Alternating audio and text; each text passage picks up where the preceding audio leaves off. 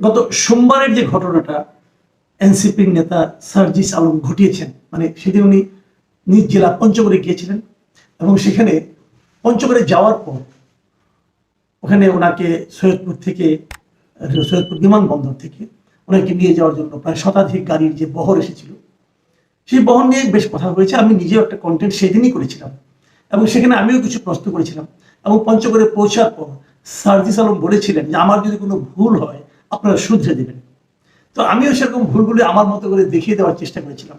ভেবেছিলাম উনি শুধরে যাবেন কি যাবেন না আমি জানি না, বাট আমি আমার মতো আমার দায়িত্বটা পালন করেছিলাম। এরপরে আমরা দেখলাম যে এটা নিয়ে নানা ধরনের প্রতিক্রিয়া। সব প্রতিক্রিয়া দিকে আমি তাকাতে চাইও না। যে প্রতিক্রিয়াটা আমার জন্য মোটামুটি একটু গুরুত্বপূর্ণ মনে হয়েছে সেটা হলো তারই দলে আরেকজন নেতা ডক্টর তাসনিম জারা, তিনি পেশায় চিকিৎসক, একজন বিদেশে অনেকদিন ছিলেন, তিনি জ্যেষ্ঠ যুগ্ম সদস্য সচিব এই এনসিপি। আমাদের সার্জিস আলম হলেন উত্তরাঞ্চলের সংগঠন। তো এই তাসনিম জারা ফেসবুকে, ওনার ভেরিফাইড ফেসবুকে পরের দিন মানে মঙ্গলবার দিন সন্ধ্যায় একটা স্ট্যাটাস দিয়েছেন এবং সেই স্ট্যাটাসটা আসলে সার্জিস আলমকে উদ্দেশ্য করে উনি একটা চিঠি লিখেছেন।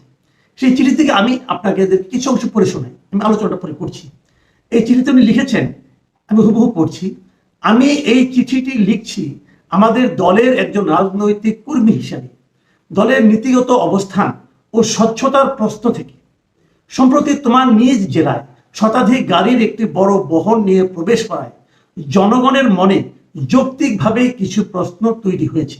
তারপরে লিখেছেন যে তুমি কিছুদিন আগেই প্রকাশ্যে বলেছিলে কোট আনকোট কোট যে আমার আসলে এই মুহূর্তে কোনো টাকা নাই, ধার করে চলতেছি, এটাই হচ্ছে রিয়েলিটি, আমার পকেটে মানি ব্যাগও নাই আনকোট। এই চিঠিটা কিন্তু এই কথাটা কিন্তু আসলেই সার্জিস বলেছিলেন। আপনাদের বিশ্বাস না হয় আমার কাছে এর মধ্যে কিছু ভিডিও চলে এসেছে, আমি ভিডিও থেকে আপনাদের বলছি সেটা একটু দেখাচ্ছি। আপনারা এই ছোট্ট একটা ভিডিও আপনারা একটু দেখুন। এটাই হচ্ছে রিয়েলিটি যে আপনি আমাদের যারা সমন্বয় বলে যাদেরকে চিনেন তাদের পকেটে হাত দিলে কখনো 2-3 হাজার টাকাও পাবেন না, আমার পকেটে মানি ব্যাগও নাই, কিন্তু আমরা এটা বলতে পারতেছি না কারণ মানুষ বিশ্বাস করে। আপনারা ভিডিওটা দেখলেন, এটা দেখে নিশ্চয়ই আপনারা বুঝতে পারছেন যে উনি এই ধরনের কথা বলেছেন। তো তারপর এই তাসনিম যারা আরো লিখেছেন যে তোমার এই সাদাসিধে জীবনযাত্রার কথা আমাদেরকে অভিভূত করেছিল এবং জনগণের কাছে আমাদের সংগ্রামকে আরো গ্রহণযোগ্য করেছে।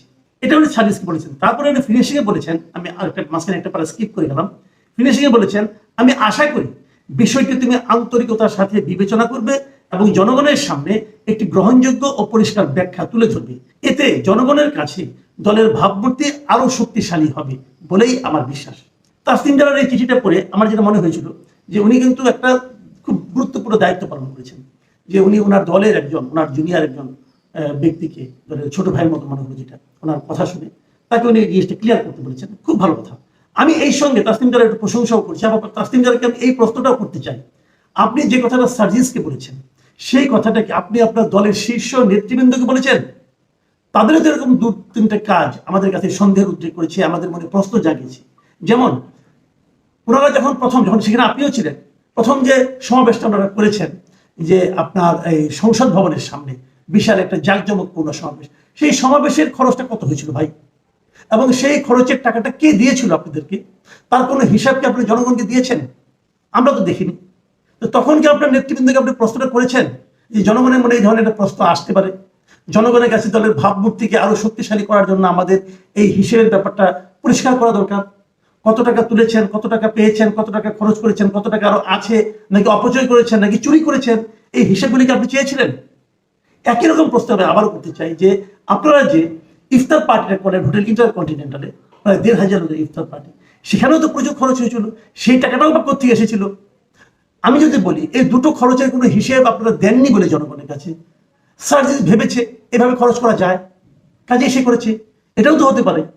কাজেই আপনি কারোর কাছে প্রশ্ন করবেন, কারোর কাছে প্রশ্ন করবেন না, কাউকে বলবেন যে তুমি ট্রান্সপারেন্ট হও এবং অন্য অনেককে বলবেন যে তোমরা ট্রান্সপারেন্ট হওয়ার ব্যাপারে আপনার কোনো মাথা ব্যথা থাকবে না, সেটা কিন্তু ভাই হয় না। আপনি কখনো নীতিবান, কখনো হিপোক্রেট, এটা হয় না। আপনি যে কোনো একটা পথে যান।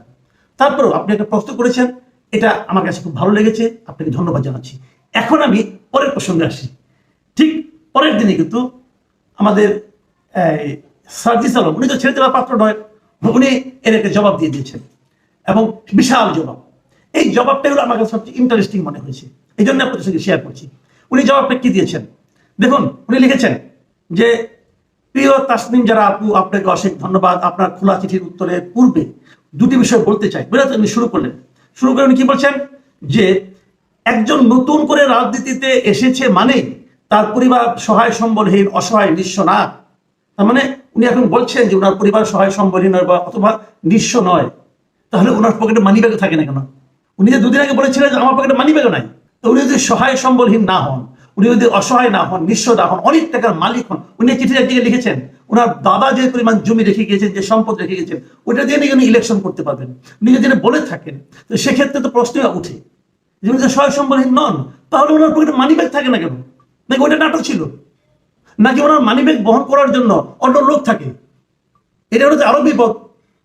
ওনারা মাঝখানে যে ক্ষমতাবান হয়ে উঠেছিলেন, হয়তো এখনো আছেন, ওনারা চাইলে অনেক ধনাঢ্য ব্যক্তিও তার একজন কর্মচারীকে ওনার পেছনে পেছনে পাঠাতে পারেন যে সে যেন মানি ব্যাগ বহন করে ইয়ের জন্য, সার্চি সালামের জন্য, চাইলেই টাকা দিবে ওখান থেকে। সেরকম কিছু কি হয়েছে?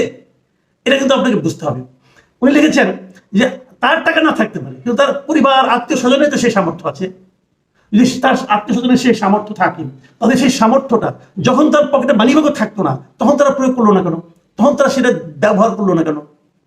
তাদের সামর্থ্যবান আত্মীয় স্বজন, সামর্থ্যবান পরিবারের সদস্যরা তাকে কেন নিঃস্ব অবস্থায় রাখতো?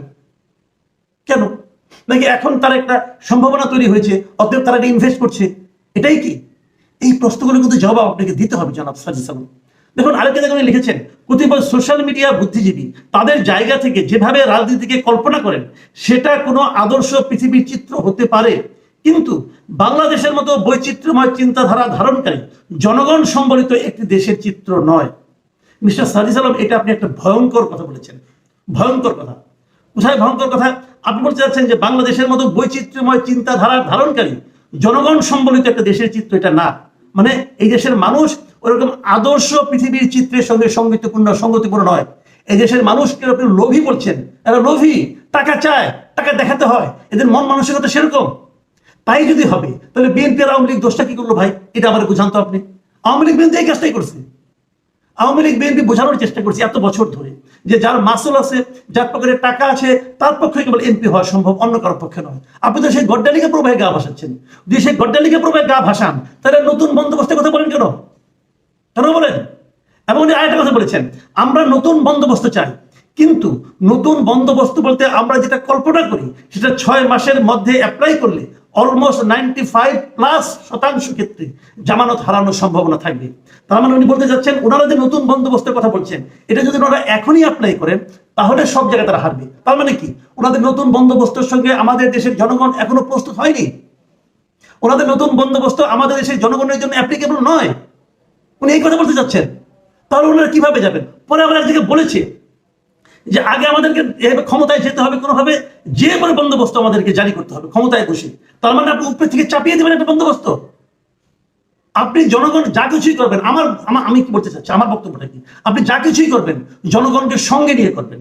আপনি যখন আমাকে খাওয়াবেন বলবেন তোমাকে আমি পান্তা ভাত খাওয়াবো, বলে আমাকে পান্তা ভাত দেবেন, কিন্তু আমাকে আপনি বিরিয়ানির লোভ দেখিয়ে পরে পান্তা ভাত খাওয়াবেন, সেটা হবে না ভাই। আপনি সেটা বলতে যাচ্ছেন যে আপনাদের নতুন বন্দোবস্তের সঙ্গে এই দেশের মানুষ এখনো প্রস্তুত হয়নি গ্রহণ করার জন্য, কাজে সেভাবে অগ্রসর হলে আমরা হারবো। কাজে আমরা পুরাতন বন্দোবস্তের মধ্যে থাকবো, থেকে ক্ষমতায় যাব, যে তারপরে নতুন বন্দোবস্ত চাপাইয়ে দেবো। ভাই পাইছেন নাকি? মগের মুলুক পাইছেন? পৃথিবীর কোথাও এটা হয় না। এবং যারা এটা করতে চায় তাদেরকে জনগণ ফ্যাসিবাদী শাসক হিসেবে বলে। আপনারা তো এক ফ্যাসিবাদীকে তাড়িয়েছেন, আপনি তো আরো বড় ফ্যাসিবাদী মনে হচ্ছে আমার কাছে। কি বলেন? আবার দেখেন কি লিখেছেন, আমি আরেকটা জায়গায় পড়ি, ফেসবুকের রাজনীতি আর মাঠের রাজনীতি এক নয়।